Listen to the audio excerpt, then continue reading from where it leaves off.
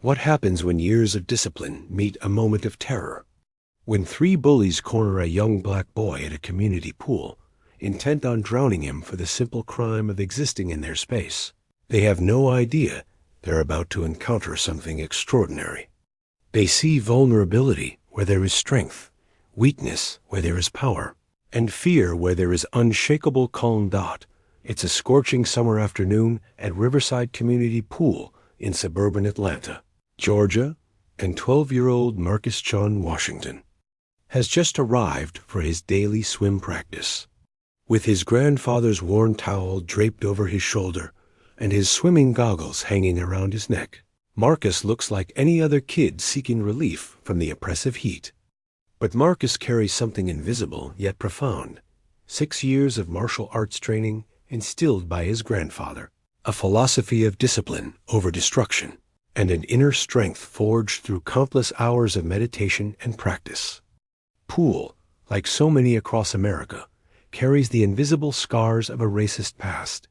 Built in 1962, during the height of segregation, it was originally whites only, part of a system designed to exclude black bodies from these blue spaces of recreation and community. Though the law has changed, the attitudes of some haven't. And today, those attitudes are about to collide with a young man who embodies the very opposite of what his attackers expect. 3 older boys, Brad, Kyle, and Mason, have been watching Marcus with predatory interest. To them, he represents everything they've been taught to hate and fear. His quiet confidence reads as arrogance. His presence in their space feels like invasion. His mixed heritage, Chinese and African American, makes him doubly other. In their narrow worldview, what unfolds in the next hour will expose the persistent cancer of racism that infects even childhood spaces, while demonstrating that true strength isn't about the ability to hurt others. It's about the wisdom to protect yourself and others with honor. Marcus Chun Washington's story begins with 2 grandfathers and a bridge between worlds. His paternal grandfather, James Washington, was a Korean War veteran who had faced racism both in the military and civilian life, while his maternal grandfather, Shen Wei, was a martial arts master who had fled China during World War II and built a life teaching discipline and inner peace to anyone willing to learn. When Marcus was born in 2011 to Dr. Sarah Washington, a pediatrician, and David Chun, a civil engineer, he inherited not just their intelligence and determination, but also the combined wisdom of 2 men who had survived hatred with dignity intact. The family lived in a predominantly white suburb of Atlanta, a choice made for the schools and safety, but one that would prove challenging for a mixed race child navigating identity in spaces where diversity was still viewed with suspicion. From the age of 6, Marcus spent every weekend with Grandpa Chun, learning the ancient art of Wing Chun Kung Fu. But Chun Wei's teaching went far beyond physical techniques. Fighting is the last resort of the wise, he would tell Marcus in his accented English. First, you must master yourself. Then you can protect others.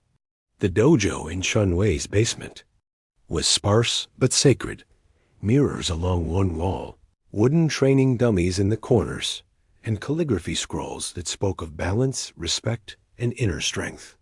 Here, Marcus learned to move like water around obstacles, to breathe through fear, and to find stillness in chaos. More importantly, he learned that true martial arts weren't about defeating enemies, but about becoming the kind of person who didn't create them.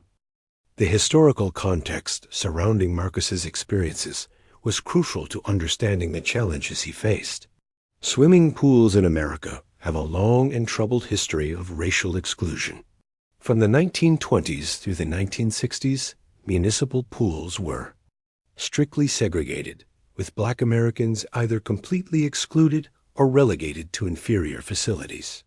When integration was finally forced by law, many communities chose to close their public pools rather than allow racial mixing.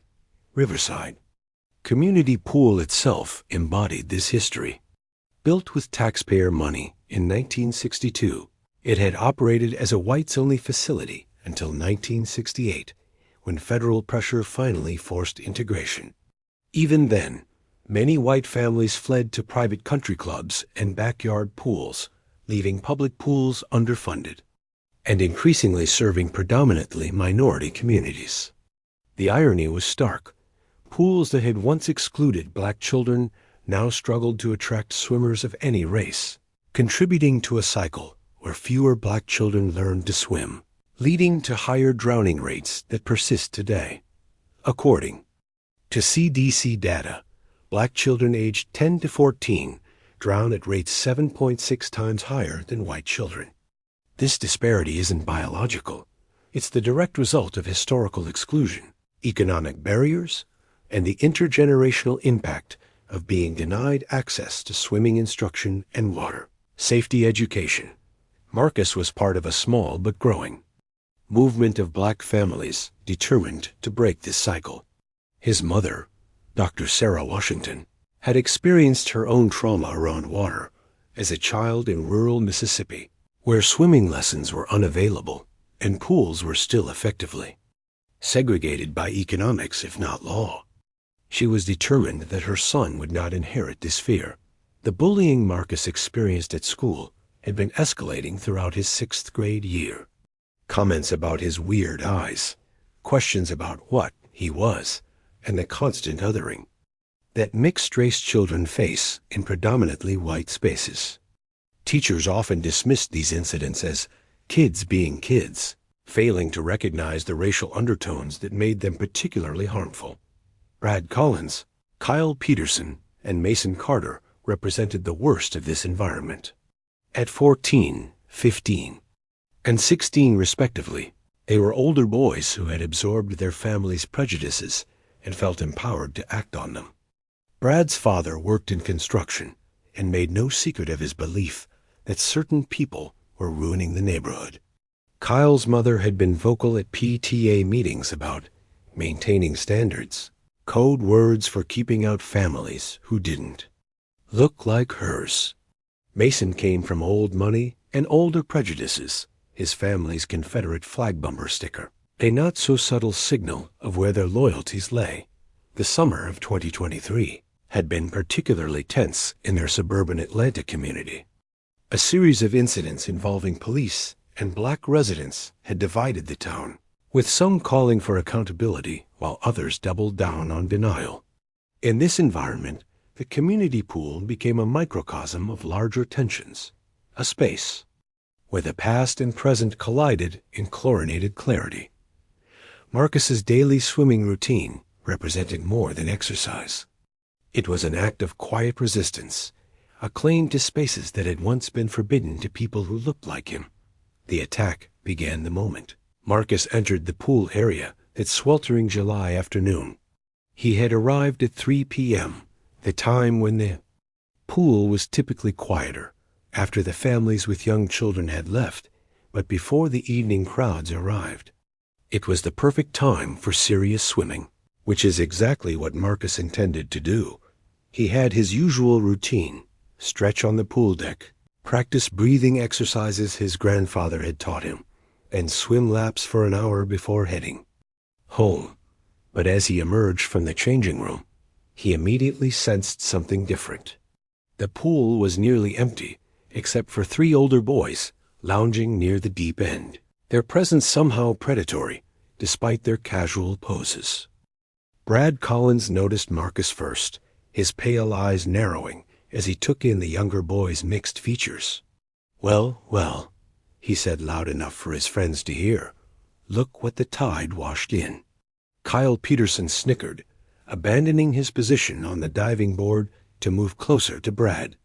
"I thought this was a private pool," he said with mock confusion, "not some public swimming hole." Marcus had experienced this before: the coded language, the aggressive posturing, the way bullies tested boundaries before escalating. His grandfather's voice echoed in his mind: observe without reacting. Understand the nature of the threat before determining response. He continued to his usual spot and began his stretching routine, hoping that ignoring them would make them lose interest. But bullies, especially racist bullies, don't lose interest in the presence of quiet dignity. They're inflamed by it. Mason Carter, the largest of the three, heaved his considerable bulk out of the pool and approached Marcus with the swagger of someone who had never faced consequences for his actions. "Hey, you," he called out, water dripping from his pale, sunburned skin. "This is a neighborhood pool. You don't live in this neighborhood." Marcus looked up calmly, his dark eyes meeting Mason's pale blue ones without flinching. "Actually, I do," he said quietly. "The Willowbrook subdivision. My family moved there 2 years ago." The mention of Willowbrook, one of the more expensive neighborhoods in the area, seemed to enrage the boys further. In their minds, Marcus's family had no right to live in such a place, regardless of their qualifications or achievements. "Willowbrook?" Brad stepped closer, his voice rising. "What's your daddy do, boy? Deal drugs?" The racial slur hung in the air like a toxic cloud.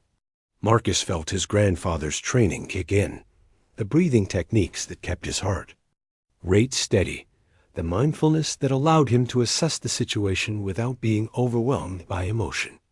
"My father is a civil engineer," Marcus replied evenly.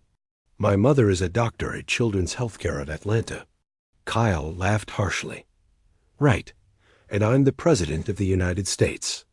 Come on, guys, let's show this liar what happens when you try to swim in the wrong pool." What happened next unfolded with the terrible inevitability of a summer storm. The three boys surrounded Marcus, who was still sitting on the pool deck.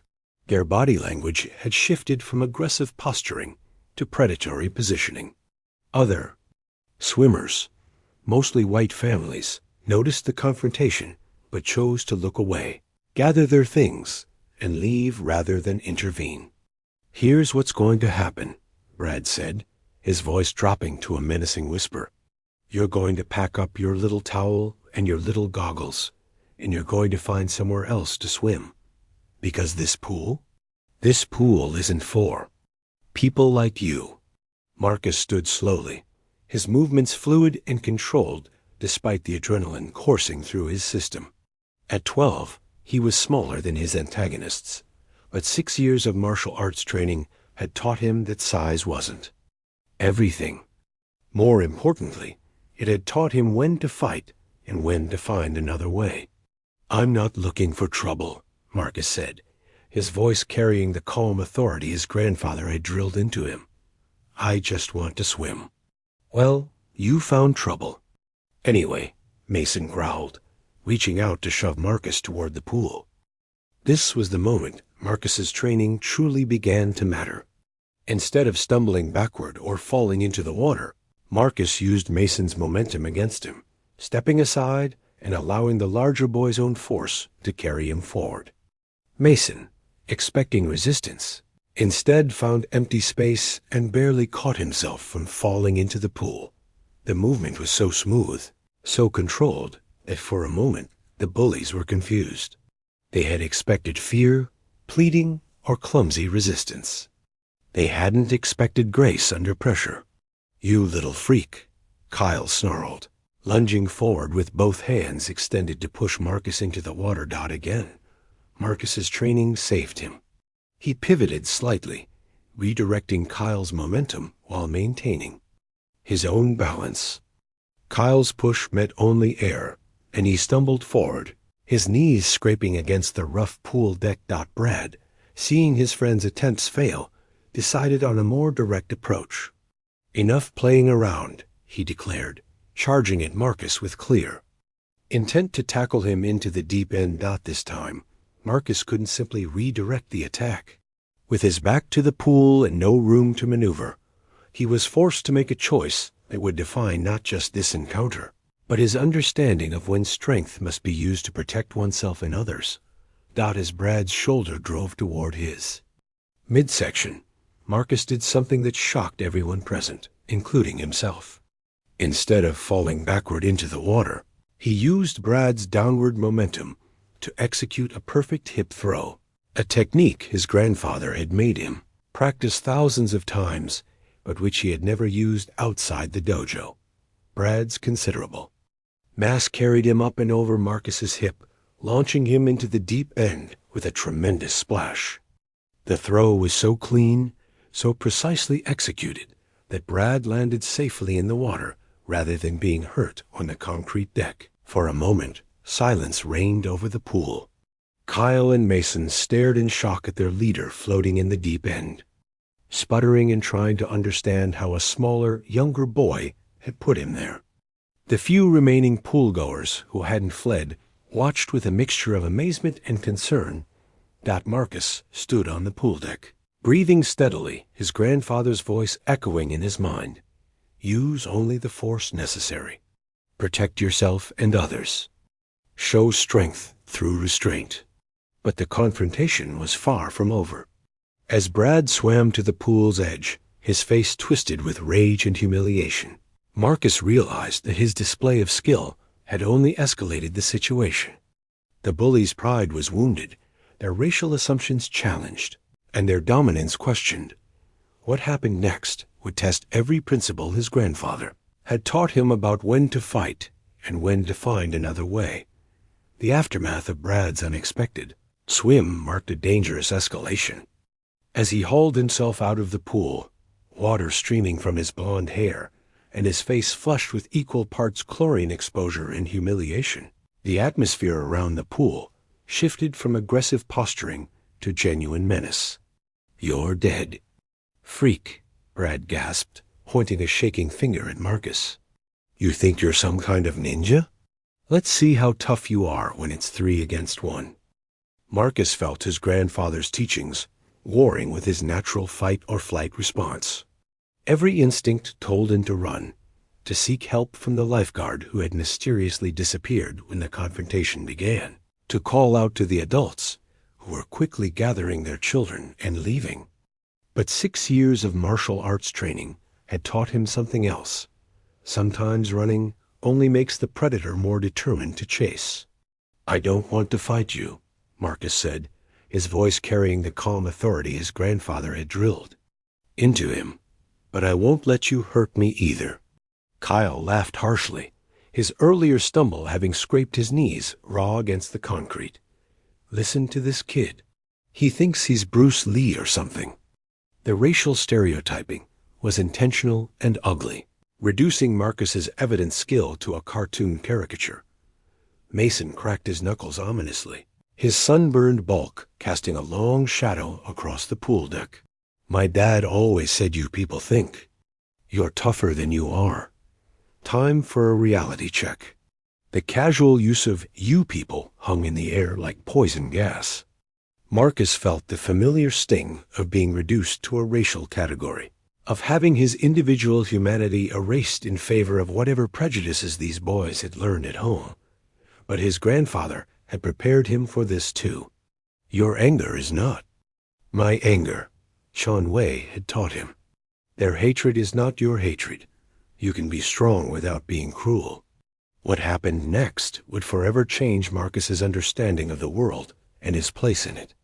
As the 3 boys moved to surround him again, their intent clearly moving beyond simple harassment toward actual violence, Marcus made a decision that would haunt and inspire him for years to come. Instead of assuming a fighting stance or attempting to flee, Marcus did something unexpected. He sat down cross-legged on the pool deck and closed his eyes. What the hell are you doing? Brad demanded, his voice cracking with confusion. Marcus began to breathe deeply, using the meditation techniques his grandfather had taught him to find stillness in chaos. To the bullies, it looked like surrender or some kind of weird ritual. To Marcus, it was preparation, not for violence, but for something much more difficult. Look at this freak, Kyle taunted, emboldened by what he perceived as submission. I think we broke his brain. But something strange was happening. As Marcus sat in perfect stillness, his breathing steady and deep, other people around the pool began to notice the confrontation in a way they hadn't before. His calm presence in the face of obvious aggression created a stark contrast. It was impossible to ignore Mrs. Henderson, An elderly woman who swam laps every afternoon stopped her preparations to leave and pulled out her phone.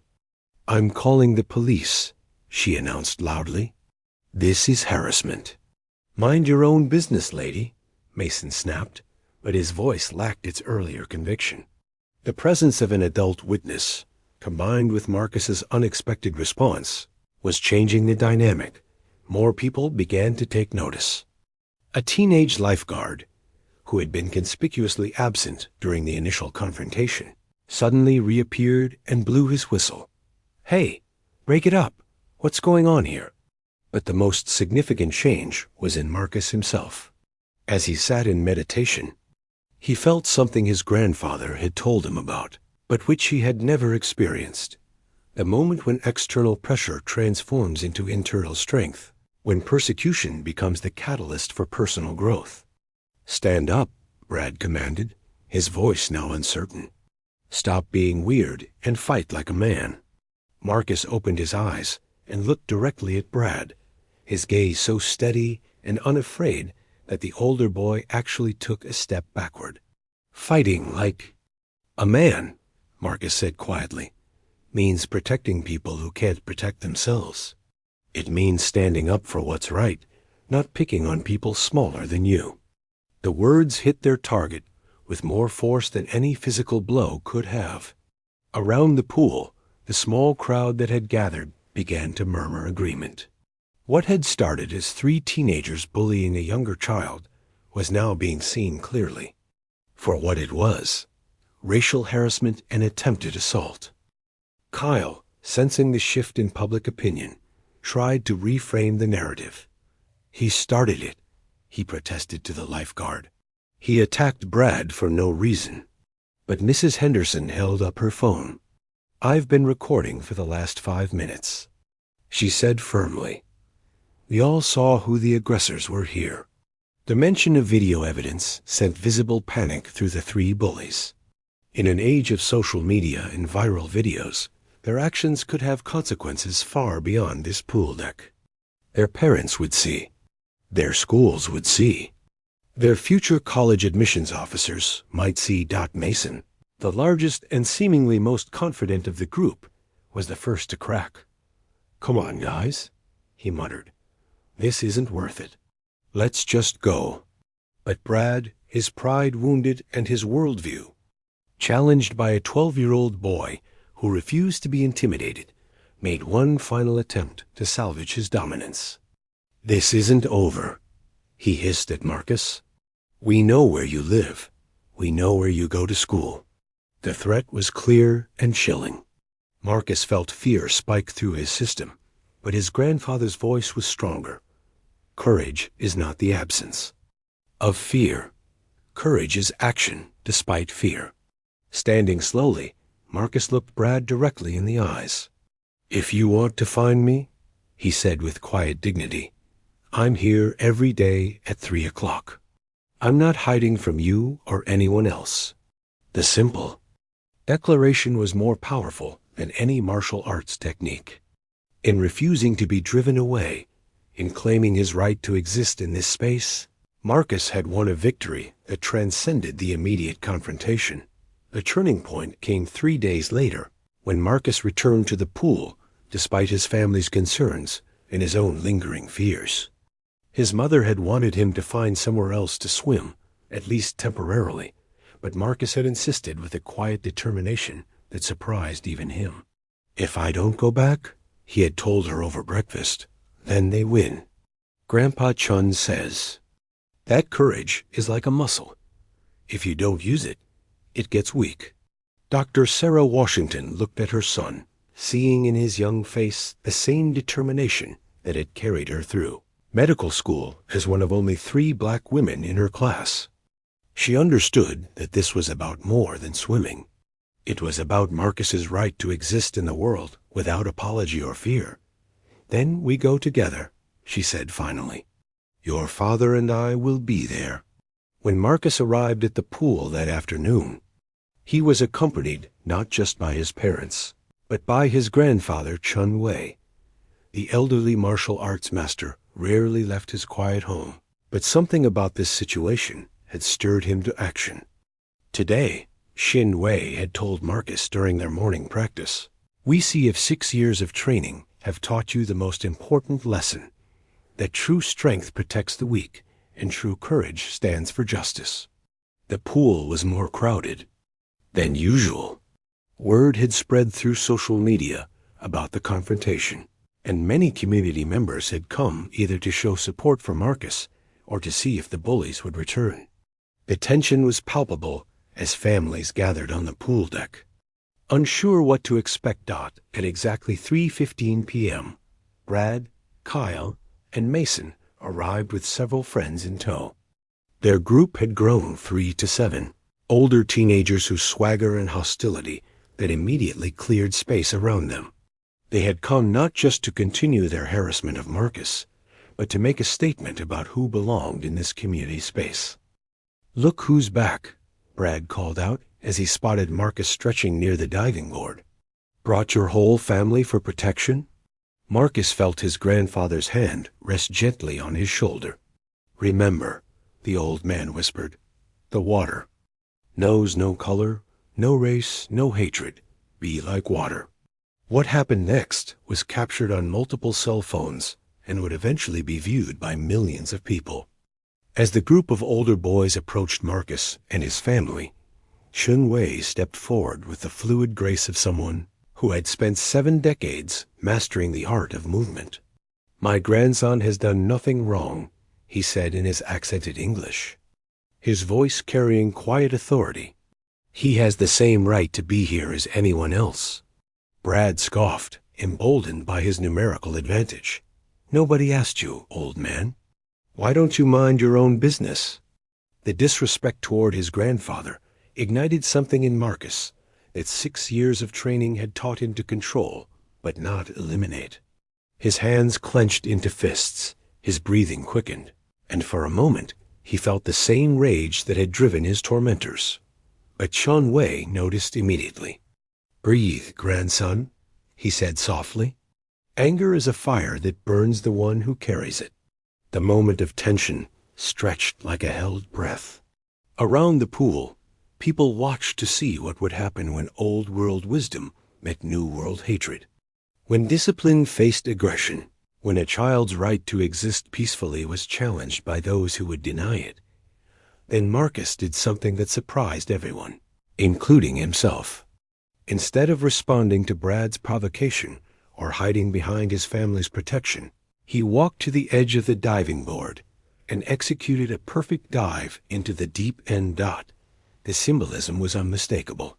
In a pool that had once been segregated, in a community still wrestling with its racist past, a young black boy was claiming his space with grace and dignity. He surfaced and began swimming laps with powerful, controlled strokes, each movement a declaration that he belonged here as much as anyone. One by one, other swimmers joined him.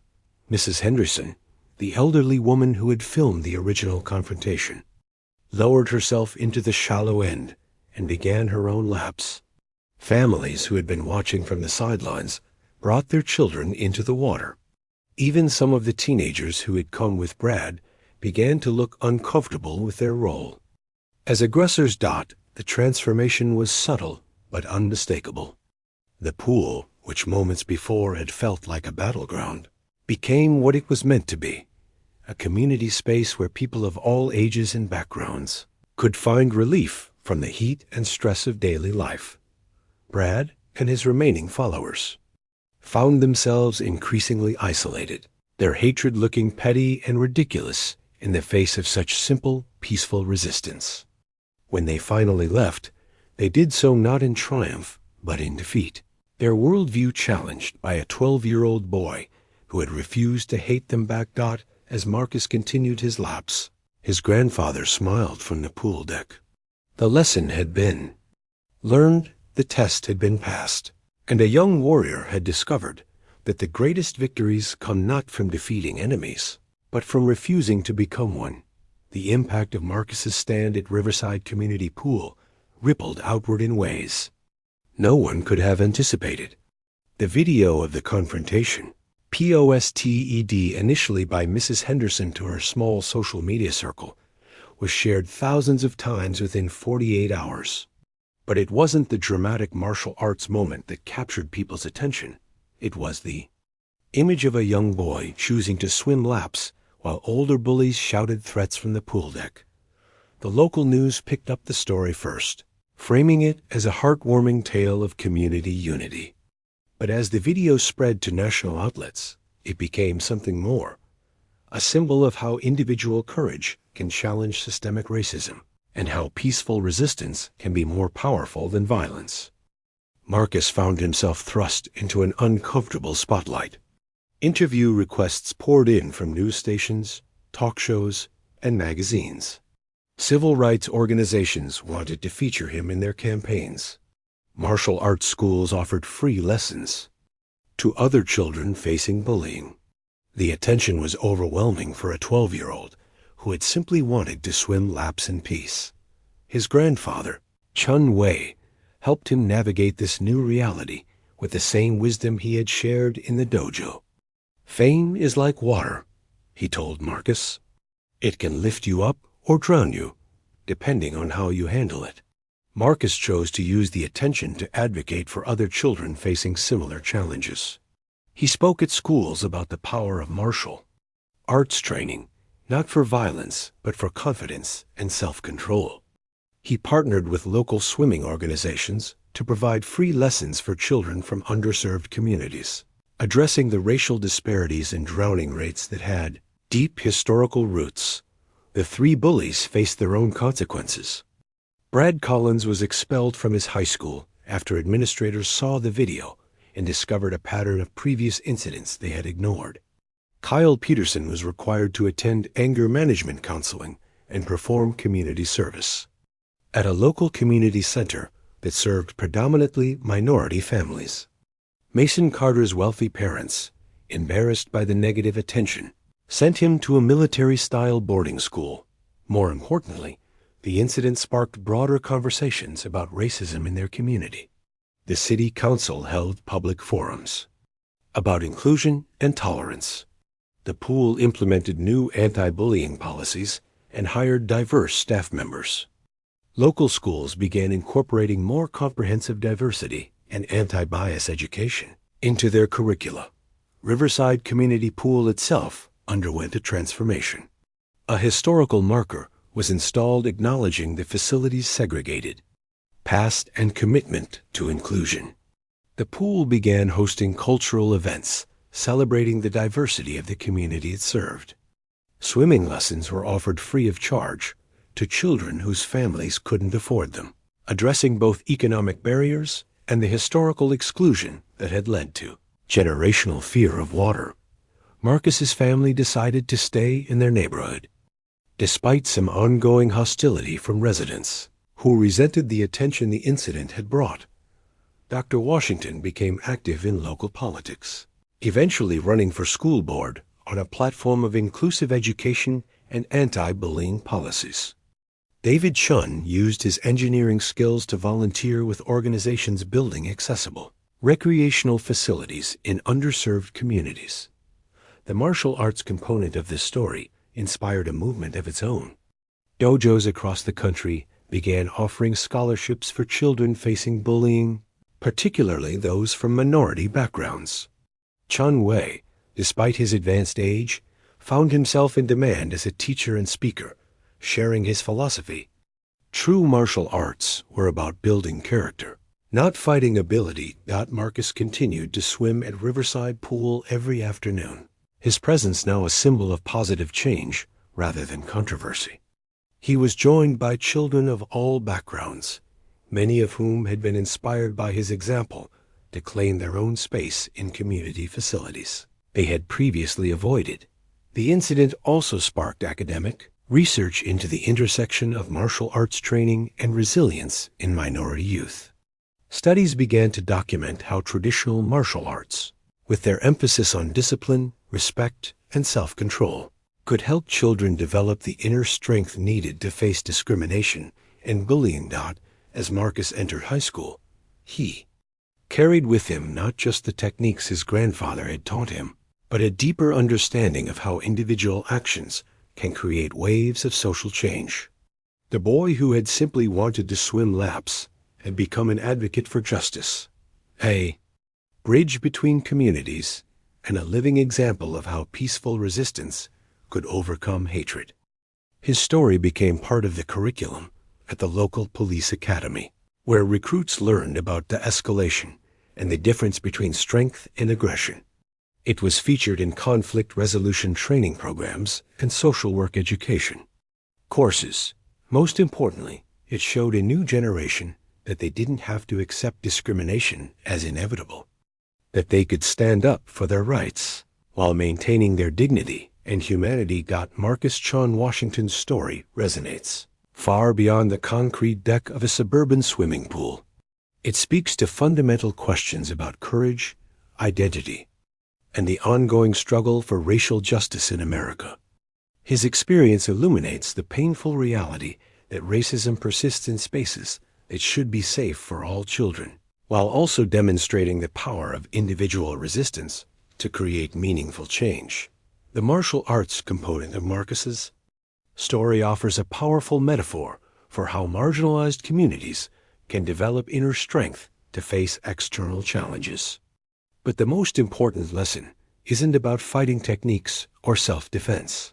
It's about the choice to respond to hatred with dignity, to meet aggression with calm resolve, and to transform victimization into empowerment.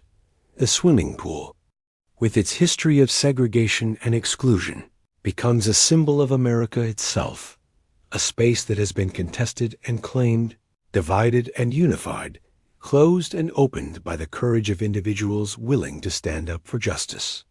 Marcus's decision to return to the pool, despite threats and harassment, echoes the bravery of countless civil rights pioneers who refused to be driven from public spaces by racist intimidation. His grandfather's wisdom, that true strength protects, the weak, and true courage stands for justice, offers a roadmap for young people facing similar challenges today. In an era of increasing polarization and hate, Marcus's story reminds us that individual acts of courage can still make a difference, that peaceful resistance can be more powerful than violence, and that the arc of justice bends toward equality. When people are willing to bend it, as we face ongoing challenges of racism and discrimination, Marcus's example calls us to action. We must support young people facing bullying and harassment, challenge racist attitudes in our communities, and ensure that public spaces truly serve all members of our society. The pool belongs to everyone,